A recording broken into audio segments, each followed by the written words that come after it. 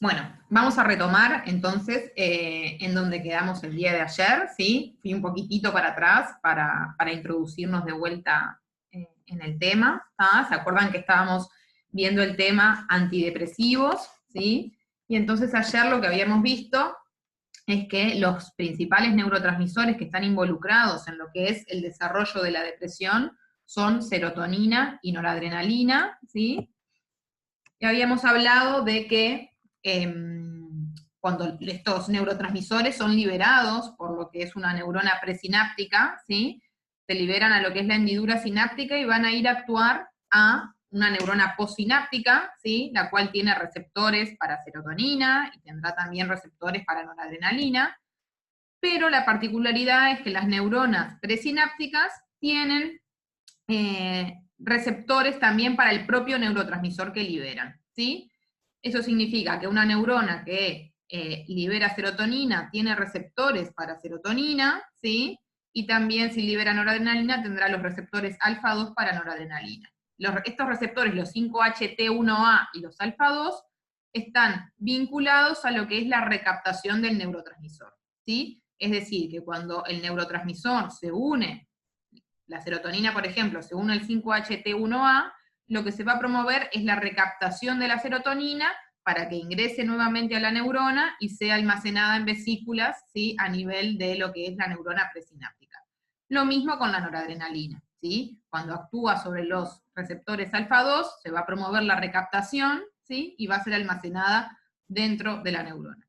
Habíamos visto que este paso, ¿sí? De la recaptación se puede inhibir con el uso de antidepresivos tricíclicos, ¿tá? Con el uso de inhibidores selectivos de la recaptación de serotonina, y en ese caso solamente van a inhibir la recaptación de serotonina, a diferencia de los tricíclicos, que inhiben tanto la recaptación de serotonina como de noradrenalina, y después teníamos el grupo de los inhibidores de la recaptación de serotonina y noradrenalina, que inhiben la recaptación de ambos, ¿sí? Dentro de los tricíclicos habíamos hablado que el que se usa principalmente es se me fue el nombre ahora del fármaco que les quería decir, se me fue, amitriptilina, pero también habíamos hablado que la amitriptilina ya no se usa como antidepresivo, sino que este fármaco se usa sobre todo en lo que es la terapia del dolor. Del grupo de los inhibidores selectivos de la recaptación de serotonina, tenemos unos cuantos, ¿sí? Tenemos sertralina, fluoxetina, fluvoxamina, escitalopram, citalopram. Y dentro del grupo de los que inhiben la recaptación de serotonina y noradrenalina, tenemos venlafaxina y duloxetina. ¿Tá? Los que inhiben la recaptación de ambos, o sea, venlafaxina y duloxetina, y los selectivos de la recaptación de serotonina, se utilizan, ¿sí? Para el tratamiento de la depresión. Los tricíclicos y además duloxetina y venlafaxina se acuerdan que eran los que se usaban también para lo que era terapia del dolor, debido a que tenían acción analgésica de por sí. ¿Tá? Al inhibir la recaptación de ambos neurotransmisores tenían acción analgésica. ¿Tá? Lo otro que habíamos comentado, ¿sí? Es que otra forma, ¿sí? La forma, digamos, de degradar los neurotransmisores es mediante la acción de la enzima monoaminoxidasa, ¿sí? La MAO. Y específicamente de esta enzima, la monoaminoxidasa, hay dos isoformas, ¿sí? Una que se llama MAO-A y otra que se llama MAO-B, ¿tá? Y la MAO-A es la que está preferentemente vinculada a lo que es la degradación de serotonina y noradrenalina, que son justamente los neurotransmisores involucrados en lo que es la depresión. La MAO-B, sin embargo, está vinculada a lo que es la degradación de dopamina, ¿sí? Entonces hoy nos tocaba, bueno, entonces, para actuar a este nivel, ¿sí? A nivel de lo que es la inhibición de la degradación de los neurotransmisores, los fármacos que tenemos son los inhibidores de la MAO, que son con los que vamos a empezar el día de hoy, ¿sí?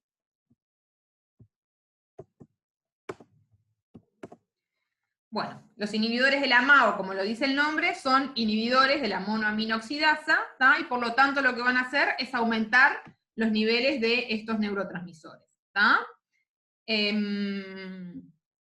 Decíamos recién que hay dos tipos de enzimas monoaminoxidasa, MAO-A y MAO-B, sobre todo la que está vinculada a serotonina y noradrenalina, neurotransmisores involucrados en el desarrollo de la depresión, es la MAO-A. Sin embargo, existen fármacos que inhiben ambas isoenzimas y fármacos que inhiben selectivamente una o la otra. Algo importante que lo dice acá para los inhibidores de la MAO, pero que vale para cualquiera de los antidepresivos, y es que el efecto terapéutico comienza a observarse entre 10 y 14 días luego del comienzo del tratamiento. Esto no solamente es válido para los IMAO, sino que vale para cualquiera de los antidepresivos que estuvimos viendo. Antidepresivos tricíclicos, inhibidores selectivos de la recaptación de serotonina, inhibidores de la recaptación de serotonina y noradrenalina. O sea que en un paciente con depresión no se espera que el paciente empiece a tomar la medicación hoy y mañana ya no tenga ningún síntoma, ni tampoco esperamos que a los 5 días hayan desaparecido los síntomas, sino que esperamos empezar a ver el efecto terapéutico recién a los 10 o 14 días. Tengan en cuenta que capaz que a los 10 o 14 días empieza el efecto terapéutico y capaz que ahí hay que hacer un ajuste de dosis, porque ¿se acuerdan que, por ejemplo, para evitar el síndrome serotoninérgico, una de las cosas que habíamos hablado era comenzar con dosis bajas e ir haciendo un aumento gradual?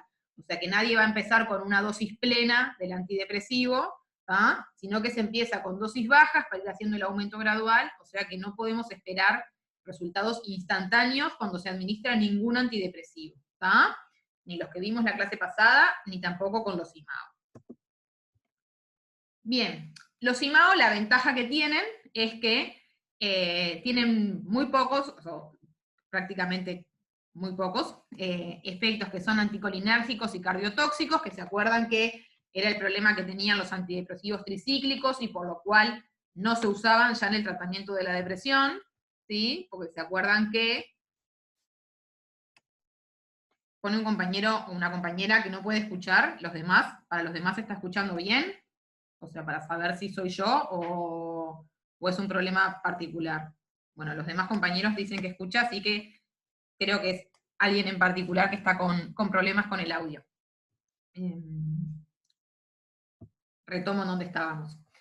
Decíamos que los IMAO tienen pocos efectos adversos anticolinérgicos y cardiotóxicos, y que esto era importante cuando los comparábamos sobre todo con los tricíclicos, que se acuerdan que habían dejado de ser usados para el tratamiento de la depresión debido justamente a los efectos adversos que tenían por bloquear otros receptores, ¿sí? Además de bloquear la recaptación de serotonina y noradrenalina. Que se seguían usando esos fármacos para la terapia del dolor porque en general se usan a dosis bastante más bajas de lo que se usaban para el tratamiento antidepresivo. Entonces, volviendo a los IMAO, los efectos adversos, ¿sí? Los más frecuentes son hipotensión ortostática, ¿sí? Pueden producir mareos, midriasis, disfunciones sexuales, algo de somnolencia diurna, aumento de peso, temblor e insomnio. Sin embargo, los IMAO, ¿sí? Tienen muchas interacciones, ¿sí? Farmacológicas y alimentarias. Tienen interacciones, en principio, con todos los fármacos que sean simpático-miméticos, es decir, con todos los fármacos que activan el sistema nervioso simpático, y todos los alimentos que sean ricos en el aminoácido tiramina. ¿Qué es lo que ocurre con estos fármacos y los alimentos ricos en el aminoácido tiramina? Pueden provocar crisis hipertensivas graves. La reacción con la tiramina se llama reacción tiramínica, y ahora vamos a ver cuáles son los alimentos que contienen altas cantidades de este aminoácido, ¿sí? Lo que ocurre con el aminoácido tiramina es lo mismo, ¿no? La tiramina actúa como un simpático mimético y por eso la interacción se da con fármacos que sean simpático miméticos y con alimentos que sean ricos en tiramina.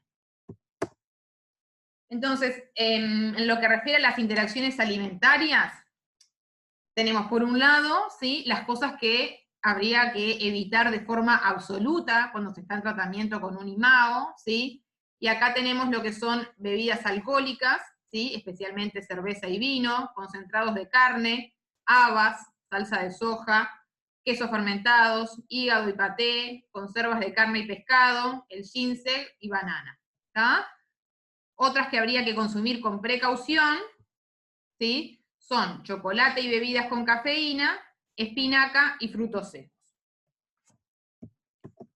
¿Cuál es la ventaja que tenemos? Es que, bueno, en nuestro mercado el único IMAO que tenemos es la moclobemida, ¿tá? Y la moclobemida, como es un inhibidor irreversible y selectivo de la MAO-A, carece de todas estas interacciones farmacológicas y alimentarias, ¿tá? Que tienen los IMAO que inhiben de forma no selectiva, ¿tá? Entonces, si bien con otros IMAO que no están disponibles en nuestro mercado se pueden ver todo este tipo de interacciones, ¿sí? Dando lugar a crisis hipertensivas graves con fármacos simpático-miméticos y con alimentos que sean ricos en tiramina, la moclobemida no las presenta, ¿sí? Y los principales efectos adversos que podemos ver con la moclobemida son molestias gastrointestinales, náuseas, sequedad de boca y visión borrosa. Ahora bien, ¿cómo se hace el pasaje, ¿sí? De un inhibidor selectivo de la recaptación de serotonina a un IMAO? ¿Tá? La coadministración de ambos fármacos no se puede dar, ¿sí? Porque podríamos llegar a un síndrome serotoninérgico complicado, ¿sí? Por lo tanto, es importante que cuando se va a hacer el pasaje de un fármaco al otro, ¿sí? Se espere un tiempo prudencial, ¿tá? Entre que se retira el inhibidor selectivo de la recaptación de serotonina y se introduce el IMAO. ¿tá? Entonces, por ejemplo, les dice que para fluoxetina hay que esperar 5 días, mientras que para los otros inhibidores selectivos de la recaptación de serotonina hay que esperar 1 semana. ¿Sí? En el caso que sea al revés, ¿sí? Y el pasaje se realice desde un IMAO hacia un inhibidor selectivo de la recaptación de serotonina, hay que esperar 2 semanas entre que se retira el IMAO, ¿sí? Para poder comenzar el tratamiento con el inhibidor selectivo de la recaptación de serotonina. ¿Ah? Ay, me fui. Después habíamos mencionado que existen también otros fármacos, ¿tá? Que son útiles en el tratamiento de la depresión, y dentro de este grupo teníamos a los inhibidores de la recaptación de serotonina, los inhibidores de la recaptación de dopamina y noradrenalina, y en este grupo tenemos al bupropión, ¿sí?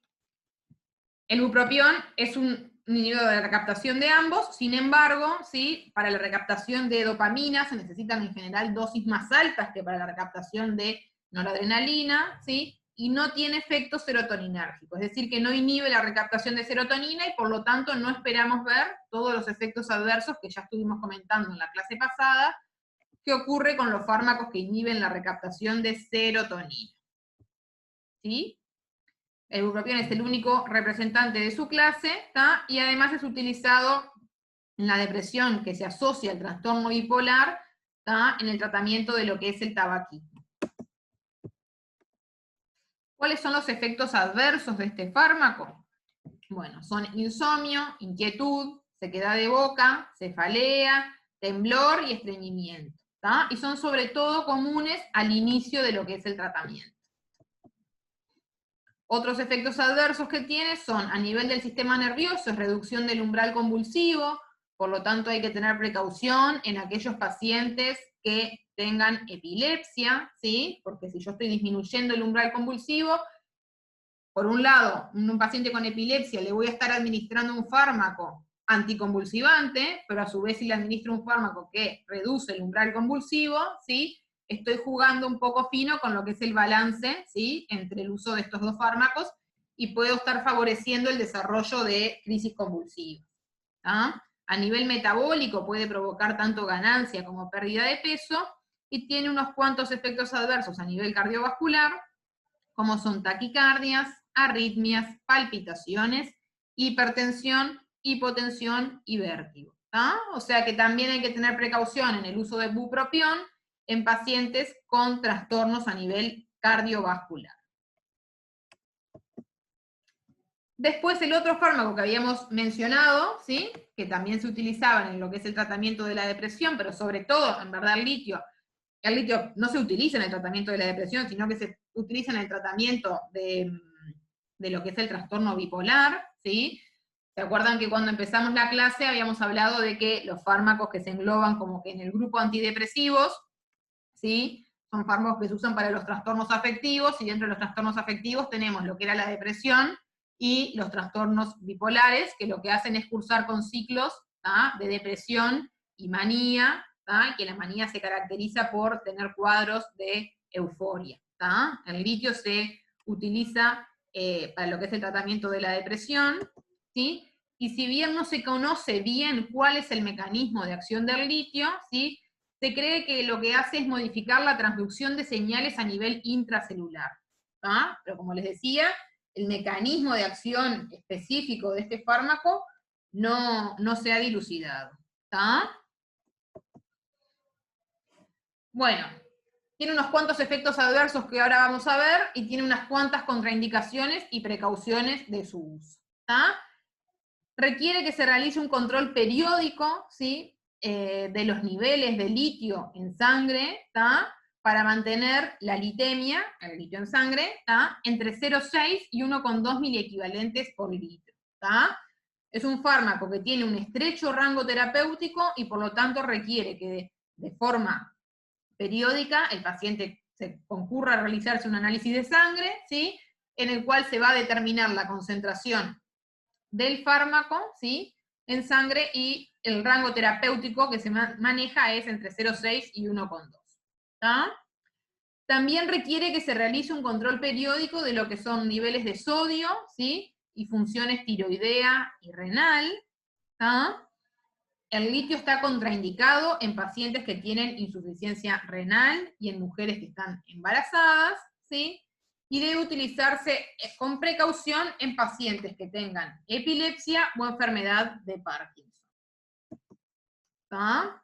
No se recomienda el uso en menores de 12 años porque lo que puede ocurrir es un desplazamiento, ¿sí?, del calcio, ¿tá?, y al desplazar el calcio lo que ocurre es que el litio puede depositarse en los huesos y entonces disminuir lo que es la formación ósea, ¿tá?, y el desarrollo óseo. Por lo tanto, no se usan en menores de 12 años. En pacientes añosos, ¿sí?, es necesario hacer un aumento gradual de la dosis, ¿tá?, porque se aumenta el riesgo de lo que es el riesgo de la presencia de delirio, ¿sí?, en pacientes que tengan un deterioro cognitivo. Por lo tanto, el aumento de dosis debe ser gradual y escalonado. ¿Ah? Puede ser mal tolerado en pacientes que sean diabéticos, porque tiene un efecto similar al de la insulina, ¿tá?, y en combinación con fármacos serotoninérgicos puede dar lugar al síndrome serotoninérgico, ¿tá? Al igual que con otros fármacos que mencionamos hoy, ¿tá?, los efectos terapéuticos tardan en verse, ¿tá?, pueden tardar entre 7 y 21 días en verse, o sea que también es otro fármaco del cual no esperamos ver los efectos terapéuticos enseguida que iniciamos el tratamiento. ¿Cuáles son los efectos adversos del litio? Yo ya les adelantaba que son unos cuantos, ¿tá?, y por eso es necesario hacer un seguimiento estricto de los pacientes en tratamiento, ¿tá? A nivel gastrointestinal, ¿sí?, provoca diarrea, ¿sí?, es el efecto adverso más frecuente, y esto se debe a que el litio actúa como un laxante osmótico, ¿tá? Raramente puede verse gastritis, estomatitis y estreñimiento, ¿sí?, sobre todo lo que vamos a ver es diarrea. A nivel del sistema nervioso central, puede provocar alteraciones cognitivas y de la memoria, ¿sí? Entonces puede agravar los cuadros de pacientes añosos con deterioro cognitivo, ¿tá? Puede provocar temblor distal y parkinsonismo, y por eso hablábamos de que hay que usarlo con precaución. De hecho, está más bien desaconsejado su uso en pacientes con Parkinson, y puede dar lugar a una psicosis confusional. A nivel renal, ¿sí?, produce poliuria porque tiene un efecto antagónico sobre la hormona antidiurética, ¿sí? Puede provocar glomerulonefritis o insuficiencia renal de forma irreversible, aunque este es un efecto adverso que aparece raramente, ¿tá? Y a largo plazo lo que se pueden observar son alteraciones morfológicas de lo que son los riñones. A nivel cardiovascular, ¿sí?, lo que provoca el litio es un desplazamiento del potasio, y por lo tanto puede provocar cardiotoxicidad, ¿tá? Podemos ver problemas de conducción, dando lugar a la aparición de arritmias, ¿tá? A nivel endocrino puede provocar hipotiroidismo, ¿sí? Y por eso decíamos que es importante hacer un seguimiento de lo que es la funcionalidad renal. Puede provocar tanto hipo como hiperglicemia, ¿tá? Puede provocar hipercalcemia, por lo que también adelantábamos hoy, que desplaza al ion calcio, ¿sí? Puede provocar disminución de los niveles de testosterona y puede provocar aumentos de peso importantes, ¿tá? A nivel hematológico puede provocar leucocitosis y trombocitosis, y también puede provocar anemia aplásica, ¿sí? Entonces, vieron que los efectos adversos son un montón. Sin embargo, el litio es un fármaco que es muy bueno, ¿tá? Para lo que es el tratamiento bipolar, y por lo tanto puede usarse, ¿tá? Con precaución en todos los pacientes, con un estricto seguimiento de lo que son los niveles de litio en sangre, ¿tá? Pero también hacer un seguimiento de lo que son los niveles de sodio, ¿sí? Los niveles tiroideos y la funcionalidad renal, ¿tá? Y con mayor precaución aún en otros grupos de pacientes, ¿tá? Como por ejemplo son los pacientes añosos, los pacientes que puedan tener trastornos a nivel cardiovascular, ¿sí? Si no me equivoco, esta es la última de antidepresivos, ¿tá? Si tienen alguna duda de antidepresivos, si quieren me preguntan ahora. Lo que vamos a hacer ahora es pasar a el siguiente tema que nos toca ver en el día de hoy, que son anticonvulsivantes, así que mientras voy cargando la diapo, pueden pensar alguna pregunta.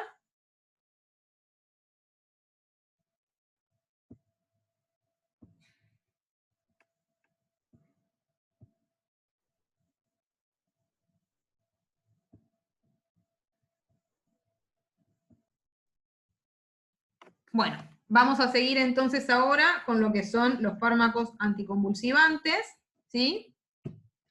Otro grupo de fármacos que tienen acción sobre lo que es sistema nervioso central, ¿sí?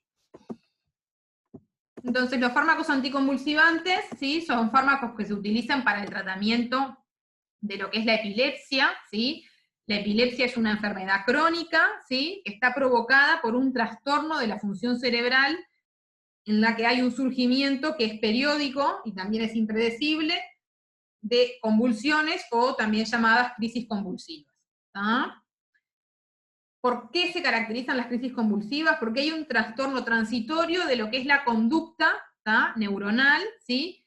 Y lo que ocurre es que hay una activación desordenada, sincrónica y rítmica de ciertas poblaciones de las neuronas, ¿tá?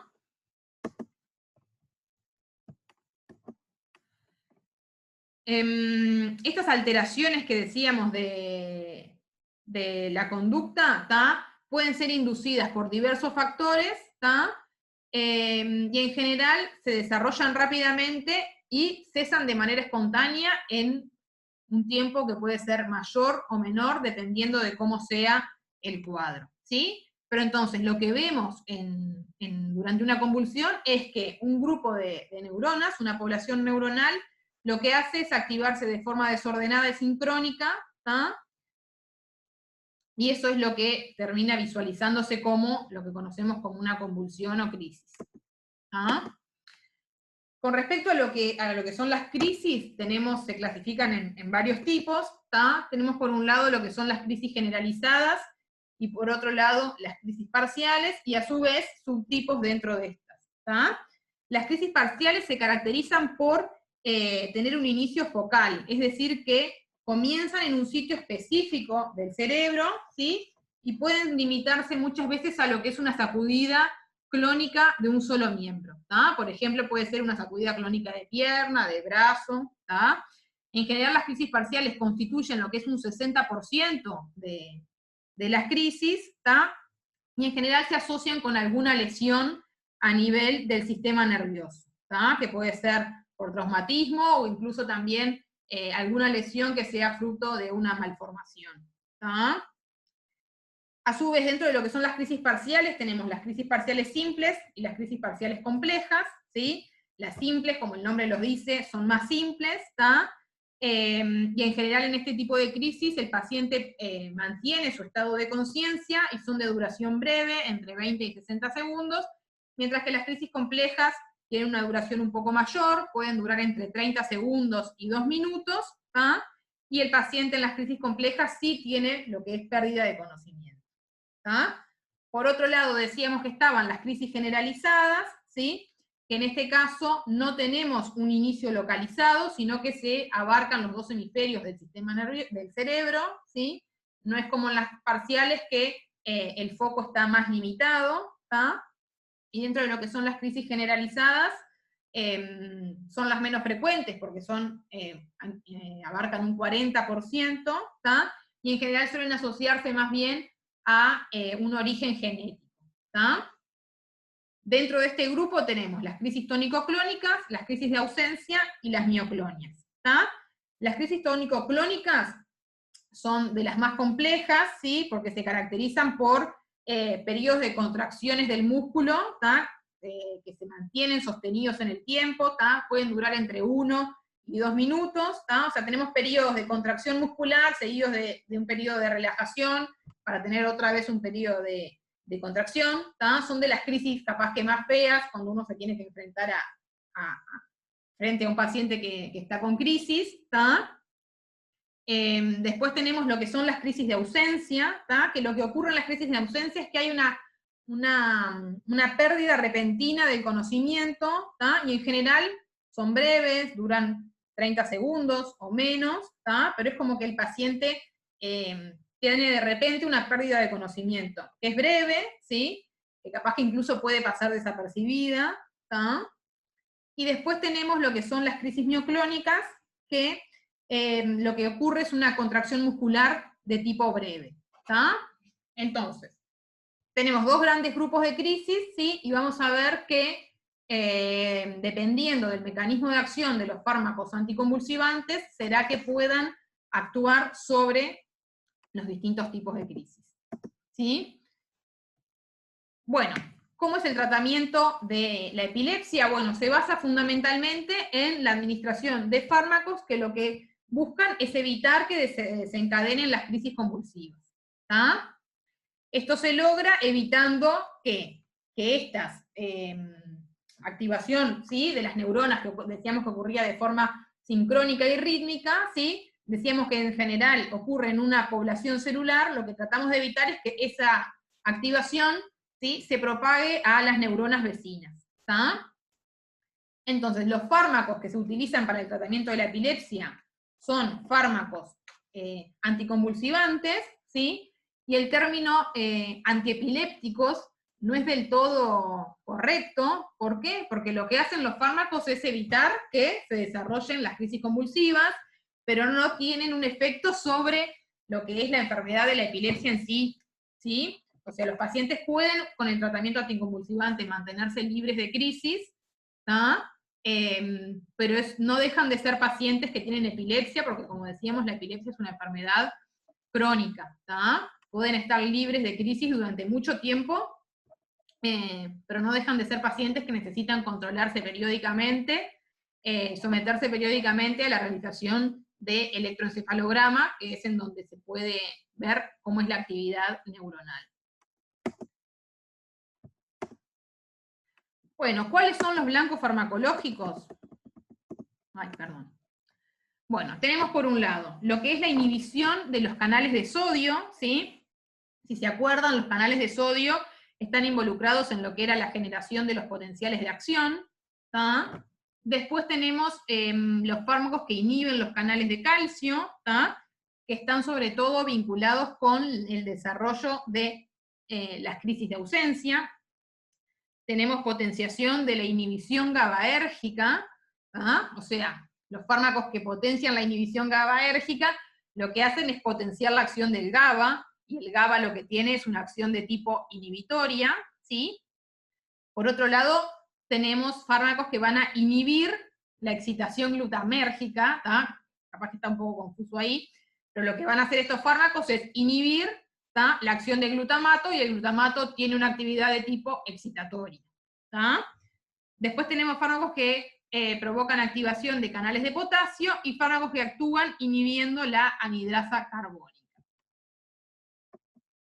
Entonces, tenemos fármacos anticonvulsivantes de primera y segunda generación, que fueron los primeros, ¿sí? Y dentro de este grupo tenemos, ¿para qué? Me molesta un poco.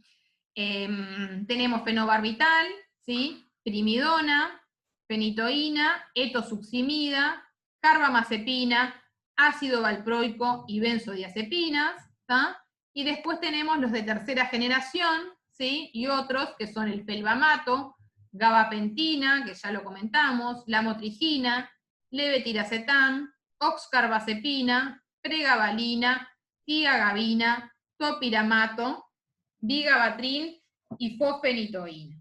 ¿Ah? Vamos a detenernos en lo que es la clase del día de hoy, ¿sí? Con los fármacos que están marcados en negrita.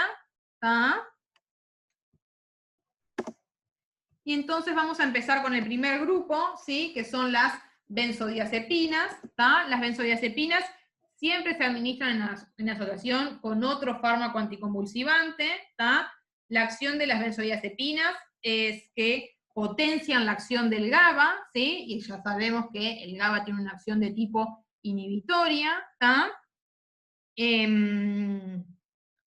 Los efectos adversos que se ven sobre todo con benzodiazepinas, este tema lo van a ver más adelante con Marianela, ¿tá? Pero son somnolencia y letargo, ¿tá? Y los fármacos de este grupo que se utilizan en el tratamiento de la epilepsia son diazepam, clonazepam, lorazepam y clobazam, ¿tá? El diazepam se utiliza sobre todo, casi que exclusivamente en lo que es el tratamiento de la epilepsia.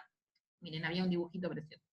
Se utiliza por vía intravenosa para sacar al paciente de los estados de mal epiléptico o estatus epiléptico. ¿Tá? ¿Qué son los estados de mal? Bueno, son ataques continuos, ¿sí? De crisis que se suceden una tras otra, ¿tá?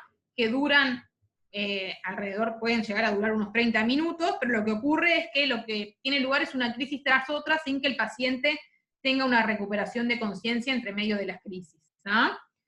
El problema que tienen estos estados es que en verdad, si no se logra sacar al paciente de ese estado, se produce un agotamiento neuronal que termina con un daño cerebral. ¿Ah? Entonces el diazepam se usa en general en las emergencias, tanto la emergencia móvil como la emergencia cuando uno ingresa a la emergencia, para sacar al paciente de ese estado de crisis. ¿Ah? En general los pacientes no están con diazepam por vía oral como anticonvulsivante. Pueden estar con diazepam porque se los hayan mandado por otro motivo. ¿Tá? Pero el diazepam como anticonvulsivante se usa por vía intravenosa porque lo que logra es cortar en ese momento con la crisis.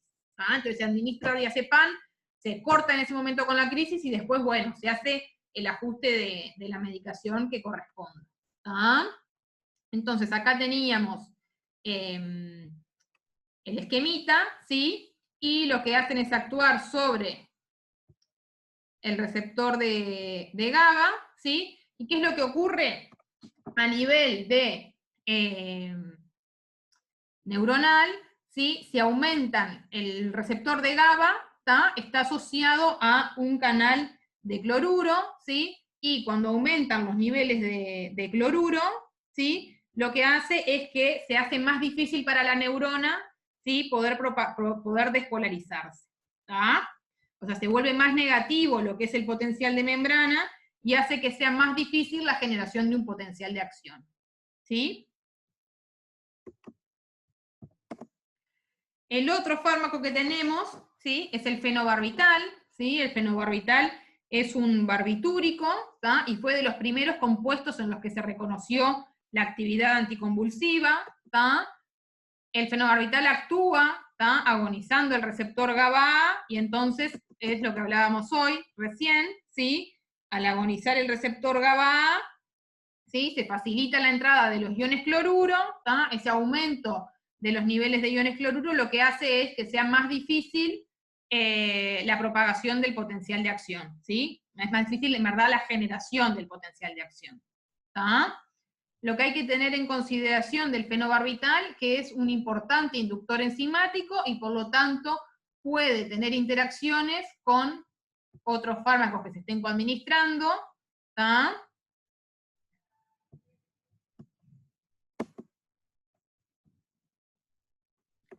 Y dentro de lo que son los efectos adversos, sí, tenemos sedación, ¿sí? Nistagmo, que es un movimiento ocular rápido, ¿sí? Como si tuviera la mirada que se le desviara al paciente para todos lados, ¿tá? Ataxia, que es como esa incoordinación en la marcha, como si fuera el caminar del borracho, ¿tá? Puede provocar efectos adversos a nivel de niños, como irritabilidad, hiperactividad y trastornos del aprendizaje, y en adultos mayores, excitación, agitación y confusión.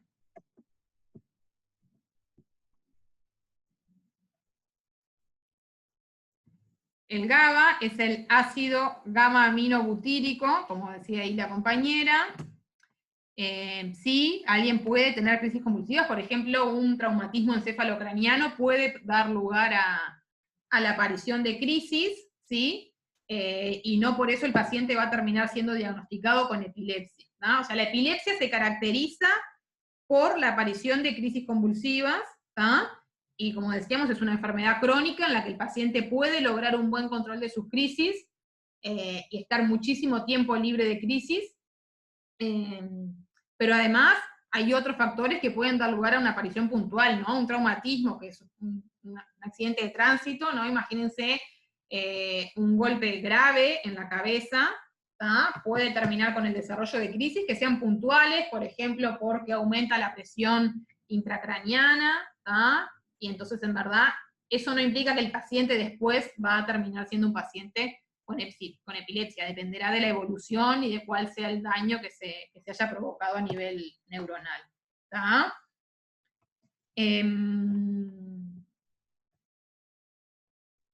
Y acá un compañero me decía que repitiera lo de benzodiazepinas, pero no sé qué era específicamente, lo puedo volver, como no. Las benzodiazepinas, lo que habíamos dicho, es que nunca vamos a ver, en primer lugar, a un paciente que esté solamente en tratamiento con benzodiazepinas, ¿tá? O sea que en verdad vamos a ver alguna benzodiazepina, sobre todo las que vamos a ver son clonazepam y clobazam, en lo que es el tratamiento crónico, ¿ah? Asociado con alguno de los otros fármacos anticonvulsivantes, ¿sí? Y el mecanismo de acción es, al igual que el fenobarbital, potenciar, ¿sí?, la inhibición GABAérgica. Actúan agonizando el receptor GABA-A, ¿tá? Y al agonizar el receptor GABA-A, lo que ocurre es que aumenta la entrada de iones cloruro, ¿sí? Al aumentar la entrada de iones cloruro, lo que ocurre es que es más difícil para la neurona, ¿tá?, generar un nuevo potencial de acción, y entonces logramos el objetivo, que es evitar que el potencial de acción, o sea, evitar que toda esa activación sincrónica de neuronas se transmita en las neuronas vecinas. ¿Tá? De la misma forma actúa el fenobarbital, ¿sí? Y después, otro fármaco que tenemos en lo que es el grupo de anticonvulsivantes es la fenitoína. ¿Ah? La fenitoína, justamente, miren, justo acá lo tenía, lo que le estaba explicando recién de crisis que fueran de otros orígenes, ¿tá? Se usa para lo que es el tratamiento de epilepsia, pero también para convulsiones de otros orígenes. Es el fármaco de elección justamente en estos cuadros que yo les decía, ¿no? Acá en el hospital lo vemos mucho su uso en CTI, en pacientes, por eso les ponía el ejemplo del traumatismo encefalocraniano, que de hecho cuando los pacientes ingresan con un traumatismo encefalocraniano, está indicado como profilaxis iniciar el tratamiento con fenitoína para evitar, ¿no? O sea, se sabe que es probable que el paciente desarrolle alguna convulsión tras el traumatismo y por lo tanto, de forma profiláctica, para prevenir el desarrollo de esas crisis, ¿tá?, se inicia tratamiento con fenitoína, ¿tá? Pero, por ejemplo, otros motivos por los cuales los pacientes pueden tener crisis son tumores a nivel cerebral, ¿tá? Y también neurocirugías, ¿tá? Hay veces que capaz que el paciente no era un paciente epiléptico, ¿tá?, pero debido a que se tiene que someter a una neurocirugía, ¿tá?, hay veces que la manipulación del cerebro puede terminar provocando algunos daños colaterales, y como consecuencia el paciente puede tener luego de eso crisis convulsivas. ¿Tá? ¿Cuál es el mecanismo de acción de la fenitoína? La fenitoína bloquea los canales de sodio, ¿tá? Los canales de sodio tienen la característica de tener 3 estados, ¿tá? Y lo vemos en esta imagen que está con verde, ¿tá? Tienen un estado de reposo, ¿sí? Perdón, estoy viendo acá. Un estado de reposo, ¿sí? Que es el que está marcado como 1, ¿sí? En el que hay una entrada de sodio, ¿sí? Un influjo de sodio hacia el interior celular, pero es un influjo lento, ¿sí? Luego pasa al estado número 2, que es el estado activado, ¿sí? En el que la entrada de sodio es mucho mayor, y luego pasa al estado número 3, ¿sí? Que es el estado inactivado, que no permite la entrada de sodio, ¿sí?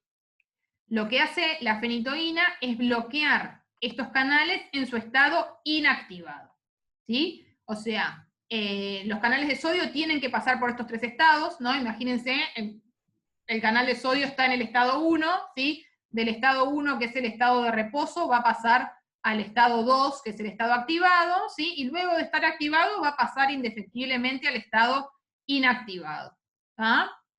En el estado inactivado no se permite el ingreso de sodio, ¿tá? Acuérdense que el ion sodio está vinculado a lo que es la generación del potencial de acción, ¿tá? Y la fenitoína, al bloquear los canales en esta forma, ¿sí? Lo que hacen es retrasar la recuperación del canal, ¿sí? Porque yo lo bloqueo en un estado inactivado, pero para poder volverse a activar, el canal de sodio tiene que pasar al estado de reposo, y del estado de reposo va a pasar al estado activado, ¿sí? Entonces lo que hacen es retrasar la recuperación de este canal para impedir que vuelva al estado de reposo, ¿tá? Para poderse activar nuevamente y así propagar el impulso, ¿tá?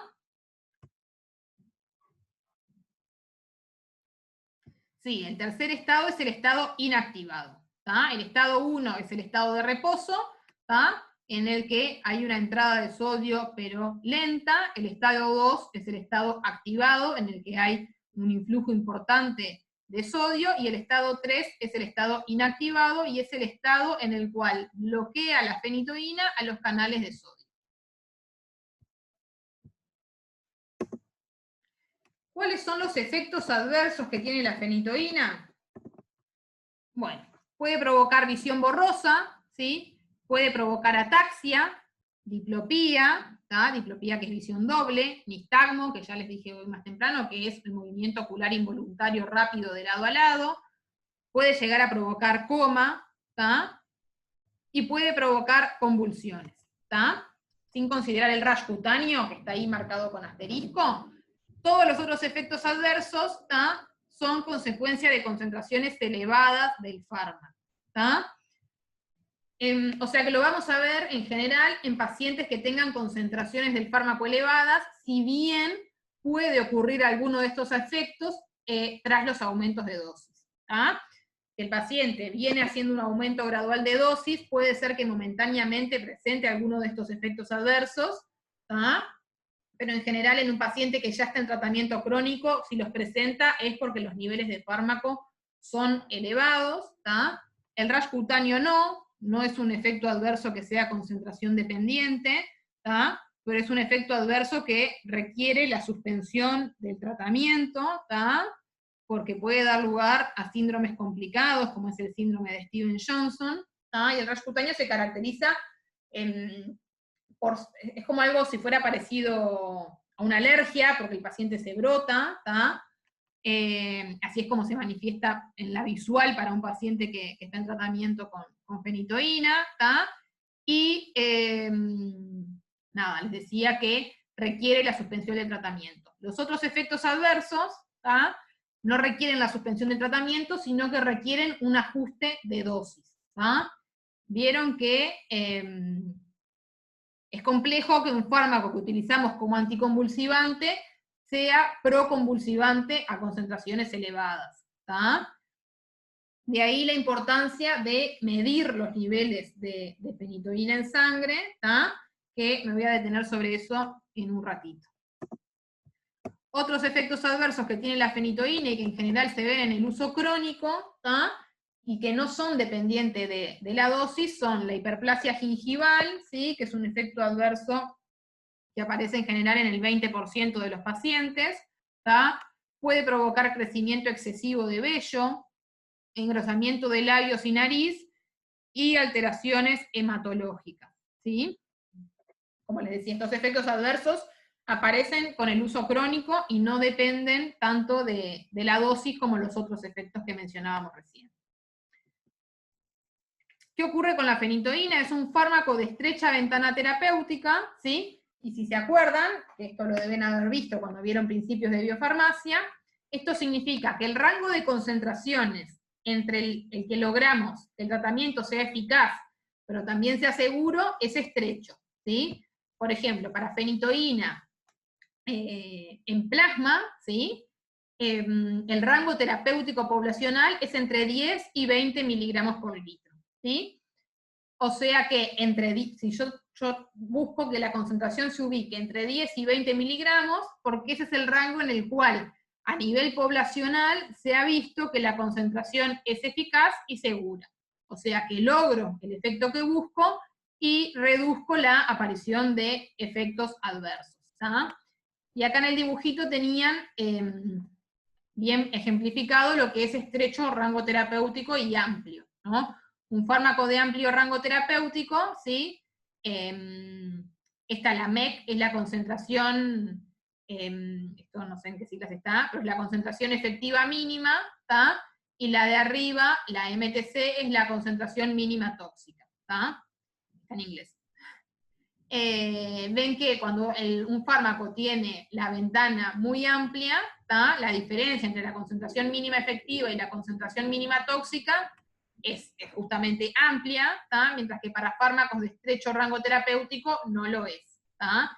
El caso de fenitoína es este, ¿sí? Es un fármaco de estrecho rango terapéutico, y por lo tanto lo que debe hacerse es un seguimiento de lo que son los niveles plasmáticos de fenitoína, ¿sí?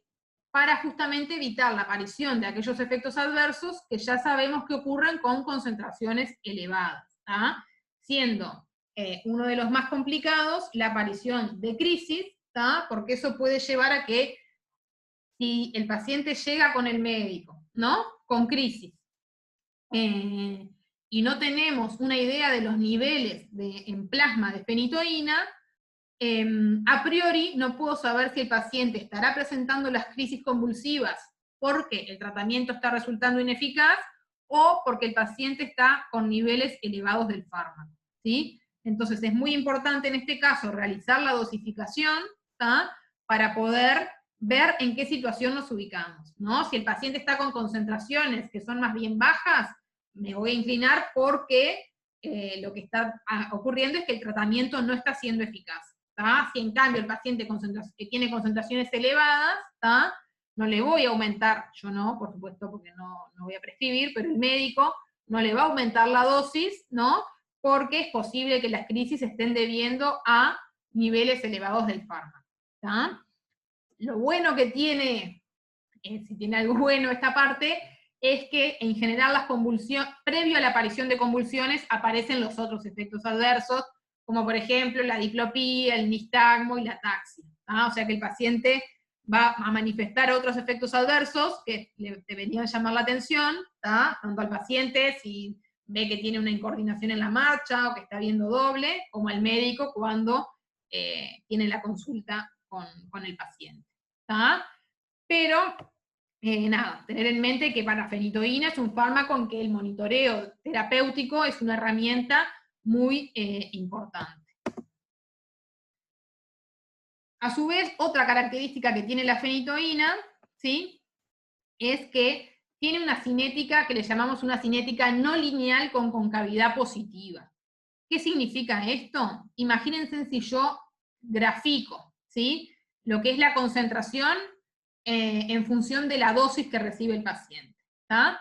Un fármaco en el que hay una cinética lineal, yo lo que veo es que si yo aumento la dosis al doble, lo que va a ocurrir es que la concentración aumenta al doble. ¿Tá? O sea, si el paciente está con 100 miligramos de fenitoína y tiene una concentración de 5, voy a eliminar este ejemplo porque no es lo que pasa con fenitoína.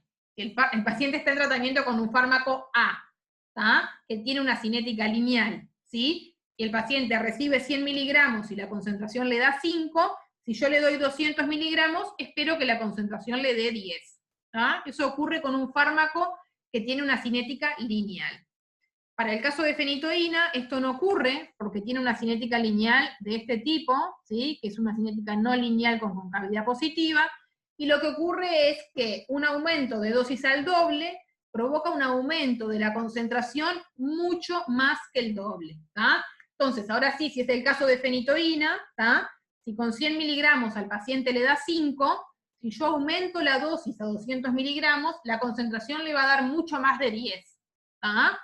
Entonces los aumentos de dosis, a su vez con fenitoína, deben hacerse con mucha precaución, ¿sí? En general, nosotros desde la unidad de monitoreo no sugerimos aumentos mayores a 50 miligramos por esto mismo, ¿ah? Porque en verdad la concentración va a aumentar mucho más que, no va a aumentar de forma proporcional con el aumento de dosis, ¿tá? Y otra cosa que es importante considerar es que variaciones en lo que son, por ejemplo, la marca comercial, ¿tá? Puede provocar cambios importantes en lo que es el resultado terapéutico. ¿Tá? O sea que para fenitoína es un fármaco en el cual no se recomienda el cambio de marca comercial. ¿Tá? Una vez que el paciente inicia la terapia con una determinada marca de fenitoína, es deseable que continúe el tratamiento con esa misma marca. ¿Ah? Bien, otra característica que tiene la fenitoína, ¿tá? Es que es un inductor enzimático, al igual que lo es el fenobarbital, ¿sí? Y por lo tanto, al inducir las enzimas que metabolizan fármacos, ¿tá? Puede disminuir las concentraciones de otros fármacos y por lo tanto que el tratamiento con ese otro fármaco sea ineficaz. ¿Tá? Algunos ejemplos a considerar es, por ejemplo, el tratamiento con anticonceptivos orales, ¿tá? Los pacientes, las pacientes con epilepsia, que son las que reciben, pueden estar recibiendo anticonceptivos orales, ¿tá? Este método anticonceptivo puede no ser eficaz debido a esto, ¿no? A la inducción que provoca la fenitoína sobre las enzimas que metabolizan, ¿sí? Los fármacos y por lo tanto haber una disminución de la concentración de los anticonceptivos y por lo tanto estos no lograr la eficacia que tendrían en otra situación. ¿Tá? Lo mismo puede ocurrir con fármacos antihipertensivos, ¿tá? Con fármacos inmunosupresores y con fármacos antirretrovirales. ¿Tá? Y toda esta misma precaución que hay que tener con fenitoína, hay que tenerla también con fenobarbital. ¿Sí? Otro fármaco que tenemos dentro de lo que son los anticonvulsivantes es la carbamazepina. ¿Tá? La carbamazepina es un fármaco que se utiliza mucho en el tratamiento de epilepsia, pero también se utiliza para otras patologías. ¿Tá? El mecanismo de acción de la carbamazepina es el mismo que el de fenitoína. ¿Tá? Lo que va a hacer es bloquear los canales de sodio voltaje dependientes en su forma inactivada. ¿Tá? Y para repasar, habíamos dicho, ¿tá? Que los canales de sodio voltaje dependientes tienen tres estadios, perdón, un estadio de reposo, un estadio activado y un estadio inactivado, ¿sí? Y una vez que se activa, el canal tiene que pasar obligatoriamente por el estado inactivado y luego al estado de reposo para poder luego ser activado, ¿sí? Al inhibir los canales de sodio en la forma inactivada, como lo hacen tanto carbamazepina como fenitoína, ¿sí? Lo que yo estoy provocando es un retraso en la recuperación de ese canal, ¿tá? Porque estoy retrasando el pasaje de ese canal de la forma inactivada a la forma de reposo, a partir de la cual se va a poder activar nuevamente. ¿Tá? Bueno, con respecto a los efectos adversos de la carbamazepina, son similares a los efectos adversos de fenitoína, ¿tá? Puede provocar mareos, visión borrosa, ataxia, diplopía, también puede provocar reacciones dermatológicas, ¿tá? Como el rash cutáneo, puede provocar también alteraciones hematológicas y puede provocar también aumento de peso. Y al igual que la fenitoína, también es un fármaco proconvulsivante en concentraciones altas. Por lo tanto, es otro fármaco para el cual es muy importante realizar un monitoreo de las concentraciones sanguíneas. ¿Cuáles son los factores para tener en cuenta en pacientes que estén en tratamiento con fenitoína? Bueno, al igual con pacientes con carbamazepina, es que al igual que la fenitoína, es un fármaco también de estrecha ventana terapéutica, también es un fármaco que es susceptible de ser alterado por cambios en la marca comercial, justamente debido a esto, y puede provocar también disminución de las concentraciones de otros fármacos, porque también es un inductor enzimático.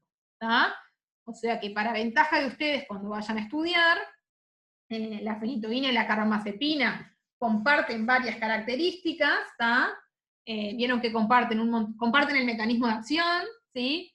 Comparten varios de los efectos adversos, sobre todo efecto adverso importante como es la generación de crisis convulsivas en concentraciones tóxicas, por lo que hablamos hoy, que es muy importante conocer los niveles de plasma de un paciente que llega con convulsiones para saber si las crisis pueden deberse a ineficacia terapéutica o si se estarán debiendo a una intoxicación. Son los dos fármacos de estrecha ventana terapéutica, son dos fármacos en los cuales no debería cambiarse la marca comercial una vez que el paciente está en tratamiento con una marca, y son dos fármacos que son inductores enzimáticos, y por lo tanto pueden disminuir las concentraciones de otros fármacos. Ahí nombramos un montón de similitudes, pero hay una diferencia, y si yo vuelvo a lo que hablábamos hoy de cómo eran las cinéticas, acá tenemos de vuelta graficado dosis, en este caso en vez de estar graficado concentración, está graficado el área bajo la curva, pero a los efectos prácticos lo podemos considerar de la misma forma, ¿sí? Entonces habíamos dicho que una cinética lineal es cuando hay una relación proporcional entre la dosis y el área bajo la curva o la concentración. Habíamos dicho que para fenitoína teníamos este tipo de cinética, que es una cinética no lineal con concavidad positiva, y este tipo de cinética se le llama cinética de saturación de tipo Michaelis-Menten, pero la carbamazepina tiene también una cinética no lineal, pero en el caso de la carbamazepina es una cinética no lineal con concavidad negativa, y la denominamos cinética de autoinducción. ¿Sí? O sea que hay un montón de similitudes, pero una gran diferencia entre ellas, y es que fenitoína tiene una cinética no lineal con concavidad positiva, y carbamazepina una cinética no lineal con concavidad negativa. ¿Cuál va a ser la gran diferencia? En que, si bien en el caso de fenitoína, si yo aumento la dosis al doble, lo que voy a ver es un aumento de la concentración a más del doble, para carbamazepina me va a pasar lo contrario, ¿sí? Un aumento de la concentración al doble me va a provocar, un aumento de la dosis al doble me va a provocar un aumento de la concentración a menos del doble, Entonces, si yo aumento, el paciente está, por ejemplo, con 200 miligramos de carbamazepina y la concentración le da 4, si yo aumento la dosis a 400 miligramos, la concentración no voy a esperar que le dé 8, sino que voy a esperar que le dé un poco menos.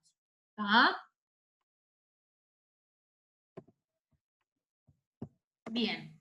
Después, el otro fármaco que vamos a ver hoy es el ácido valproico, que al igual que la carbamazepina, además de ser utilizado para la epilepsia, se utiliza, como ya adelantamos hoy, para trastornos psiquiátricos, porque se utiliza como un estabilizador del humor. El ácido valproico tiene un mecanismo de acción más amplio, ¿sí? Porque... Sí, puedo volver sobre la diapo anterior, antes de seguir con el DPA. En esta diapo lo que estábamos explicando era un poco cómo son las distintas cinéticas, las distintas cinéticas de los fármacos, Y nos importaba esto, ¿por qué? Porque dos de los fármacos que se utilizan ampliamente en el tratamiento de la epilepsia, como son fenitoína y carbamazepina, tienen una cinética que no es lineal, ¿está? En la línea azul lo que estamos viendo es una cinética lineal. Y acá lo que vemos es que hay una relación proporcional entre la dosis y el área bajo la curva. ¿Tá? Acá en vez de área bajo la curva podría también decir concentración y sería lo mismo. ¿Tá? Entonces, en una cinética lineal hay una relación lineal. ¿Tá? Un fármaco con una cinética lineal, ¿qué ocurre? Si yo administro 100 miligramos y la concentración da 5, yo espero que al administrar 200 miligramos la concentración dé 10. ¿Tá?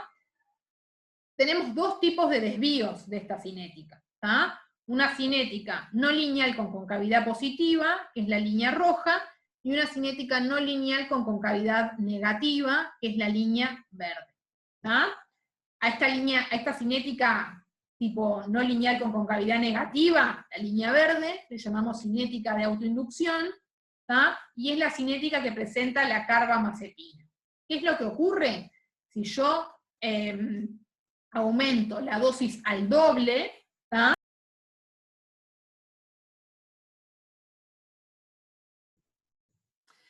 Bueno, retomo después de este cortecito. Estaba diciendo que en el caso de carbamazepina sigue una cinética de tipo autoinducción, ¿sí? Entonces un aumento de la dosis al doble va a provocar un aumento de la concentración a menos del doble. Entonces en el ejemplo de recién que decíamos, para una cinética lineal, si yo aumento de 100 a 200, la concentración va a aumentar de 5 a 10, ¿tá? Para una cinética de autoinducción, un aumento de 100 a 200 en la dosis no me va a provocar un aumento de 5 a 10 de la concentración, sino que esa concentración va a aumentar un poco menos. ¿Tá?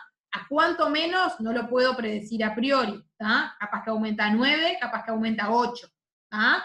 Pero es importante tener eso en cuenta para cuando se hacen los ajustes de dosis. ¿Tá? Lo mismo ocurre con la otra cinética de tipo no lineal que comentamos, que es la cinética de saturación. Y este tipo de cinética la tiene la fenitoína. ¿Tá?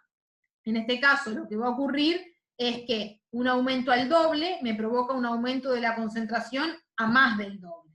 ¿Tá? Entonces con el mismo ejemplo, si una cinética lineal, yo aumento la dosis de 100 a 200 y la concentración aumenta de 5 a 10, en una cinética de saturación, la concentración no va a aumentar de 5 a 10, sino que capaz que aumenta de 5 a 15, de 5 a 20. ¿Tá? Esto es lo que ocurre en el caso de fenitoína. ¿Tá? Y es lo que hace que el manejo de estos fármacos sea un poco más complejo, ¿tá? Y es otro motivo, ¿tá? Para realizar un estricto seguimiento de los niveles plasmáticos del fármaco. ¿Tá? Cada vez que yo hago un ajuste de dosis, lo que tengo que hacer es esperar que pasen las semividas necesarias para alcanzar el estado de equilibrio, ¿sí? Y realizar una dosificación. ¿Tá? ¿Para qué? Para confirmar más o menos cómo quedó la concentración del fármaco con esta nueva dosis. ¿Tá? Ahora sí, me voy a ir al ácido valproico, ¿tá? Que veníamos diciendo que, además de usarse como anticonvulsivante, es un fármaco que se usa como estabilizador del humor, ¿sí? Y que tiene varios mecanismos de acción, ¿tá? No solamente inhibe los canales de sodio, sino que también bloquea los canales de calcio, que decíamos que estaban vinculados a lo que son las crisis de ausencia, y por lo tanto el ácido valproico es útil en el tratamiento de las crisis de ausencia, y los fármacos que vimos antes no lo son. ¿Ah? Aumenta la síntesis y la liberación del neurotransmisor GABA, ¿tá?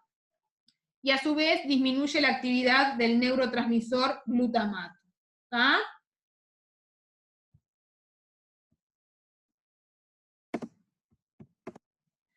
¿Cuáles son los efectos adversos del ácido valproico? Bueno, los efectos adversos frecuentes son la aparición de náuseas, vómitos, diarreas y calambres. ¿Ah? De forma ocasional puede provocar polifagia con aumento de peso, ¿sí? Que es el aumento de las ganas de comer, y lo que va a llevar obviamente a un aumento de peso. puede provocar temblor, somnolencias, cefaleas, hepatotoxicidad e insuficiencia hepática, encefalopatía por hiperamonemia, que puede cursar con o sin trastornos hepáticos, ¿tá? Y este es un efecto adverso que también se puede realizar un seguimiento para evitar su aparición, ¿tá? Los niveles de ácido valproico también se monitorean, es decir, que se hace la dosificación en plasma de los niveles de ácido valproico, ¿tá? Y lo que se debe monitorear para evitar la aparición de hiperamonemia son los niveles de amonio en sangre, ¿tá? O sea, que los pacientes en tratamiento con ácido valproico necesitan dosificarse los niveles de ácido valproico, necesitan realizarse un control de lo que son las enzimas hepáticas, porque es un fármaco que puede dar hepatotoxicidad, y necesitan realizarse un control de los niveles de amonio en sangre, ¿tá? ¿Por qué? Porque a largo plazo el ácido valproico lo que puede provocar es un aumento de los niveles de amonio, y eso provocar una encefalopatía, ¿tá? ¿Qué puede provocar a su vez la encefalopatía? Bueno, por un lado puede provocar crisis, y entonces esas crisis se pueden confundir con ineficacia terapéutica, ¿tá? Entonces, un paciente que llega con crisis, ¿tá? Y siendo un paciente en tratamiento con ácido valproico, además de dosificarle el ácido valproico, tengo que dosificarle el amonio para descartar que las crisis que presenta no se deban a una hiperamonemia, ¿tá? Pero a su vez, también el desarrollo de esta reacción adversa vuelve complejo el tratamiento para aquellos pacientes que lo utilizan como estabilizador del humor, porque la encefalopatía por hiperamonemia lo que puede provocar es una alteración de la conducta, ¿tá? Entonces, en un paciente que lo recibe como estabilizador del humor, yo lo que puedo ver es una sintomatología que parezca una exacerbación de la patología del paciente. Entonces, de vuelta a lo mismo. En un paciente que lo utiliza como estabilizador del humor, si llega descompensado de su patología, es necesario dosificar el ácido valproico, pero también es necesario dosificar el amonio, ¿tá? Porque estos niveles altos de amonio pueden dar lugar a una sintomatología que parezca que el paciente está descompensado. Y sin embargo, no es que esté descompensado de su patología, sino que está teniendo un efecto adverso del fármaco, ¿tá? O sea, que la hiperamonemia me puede terminar dando lugar a crisis y a dar lugar a trastornos en la conducta, ¿tá? Que puedan confundirse con la propia patología del paciente, ¿tá? A su vez, raramente el ácido valproico puede provocar leucopenia, anemia aplásica y pancreatitis. Y por último, tenemos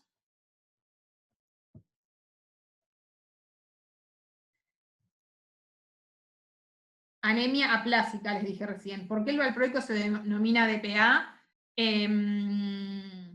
Estoy pensando, porque ahora no me acuerdo, si son de las siglas, ahora lo pienso y les contesto, ¿tá?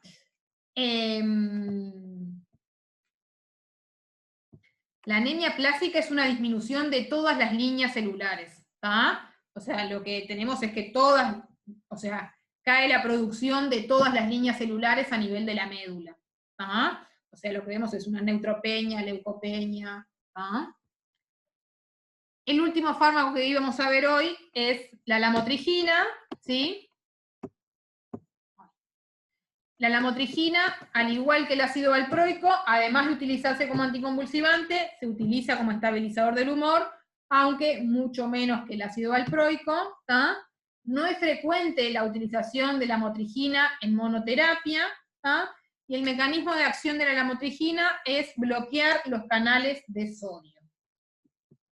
Los efectos adversos de la lamotrigina, ¿tá? Son astenia, que es sensación como de cansancio, puede dar, al igual que fenitoína y carbamazepina, reacciones cutáneas, ¿sí?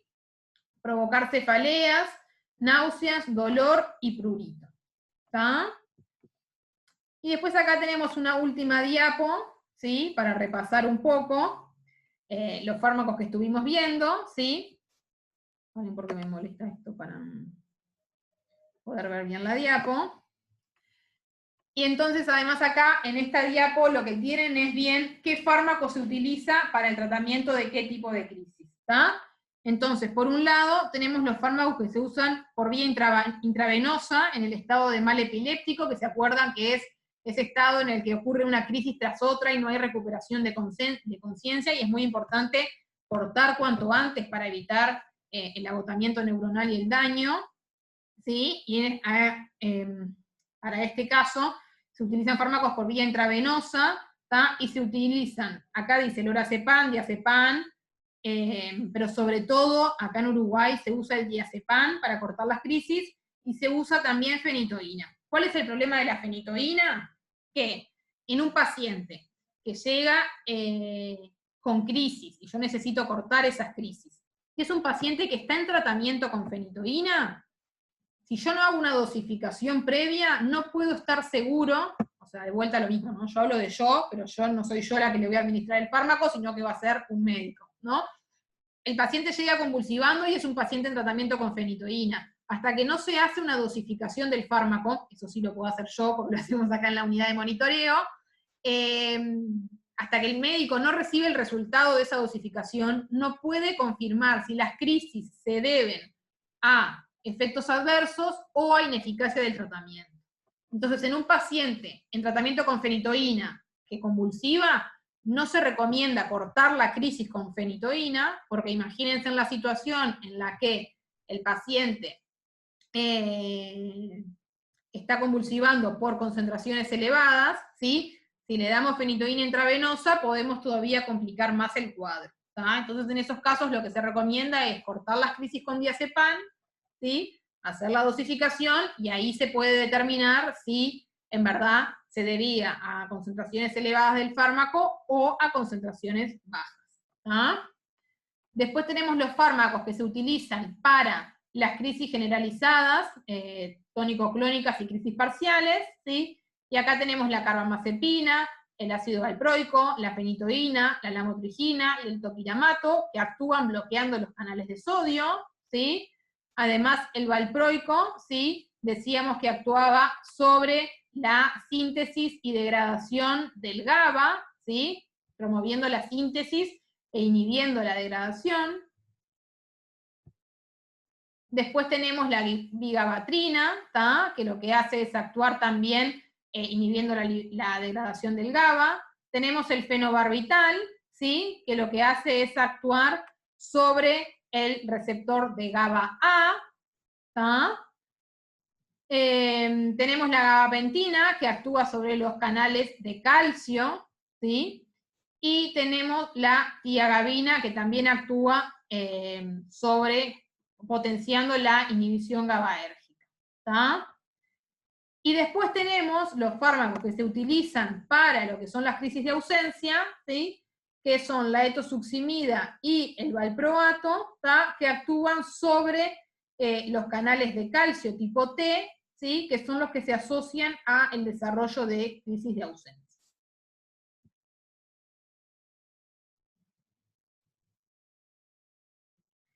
No, lo que yo les decía respecto a los controles del ácido valproico, o sea, también se debería hacer.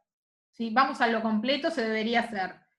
Los controles el ácido valproico es también un fármaco de estrecho rango terapéutico, y por lo tanto es importante realizar la dosificación del fármaco, que eso implica medir las concentraciones del fármaco en plasma o en otro fluido, ¿no? Para el valproico se hace generalmente en plasma, aunque se puede hacer también en saliva, ¿tá? Pero como es un fármaco de estrecho rango terapéutico, al igual que fenitoína, carbamazepina y también fenobarbital, son todos fármacos en los que se realiza la medición de concentraciones plasmáticas, ¿tá? Pero además para el valproico es necesario realizar controles de los niveles de amonio, ¿sí? Para poder detectar una hiperamonemia, de las enzimas hepáticas, porque puede provocar hepatotoxicidad, y también de realizar un hemograma para ver si está afectando o no las células sanguíneas, ¿tá? Bueno, por acá terminamos lo que es anticonvulsivantes, ¿tá? Pero estoy abierta a sus dudas. Voy a pausar.